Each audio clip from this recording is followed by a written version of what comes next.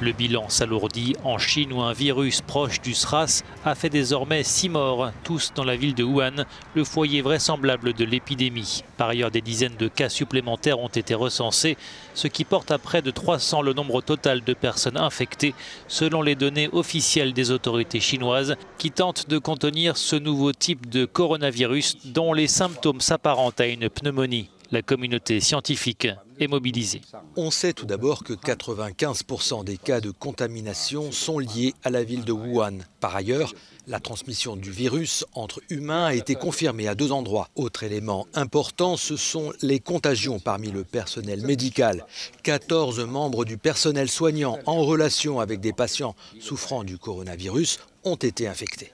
L'épidémie s'étend. Des cas sont recensés dans plusieurs grandes villes chinoises, dont Pékin et Shanghai, ainsi que dans des pays voisins, Japon, Corée du Sud, Thaïlande.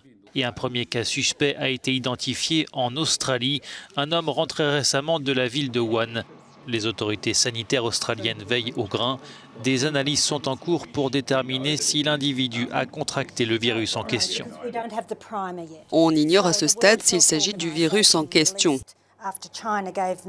La Chine a donné les caractéristiques à l'OMS et on a besoin d'obtenir la souche primaire pour combattre ce type de coronavirus. On devrait l'obtenir d'ici quelques jours.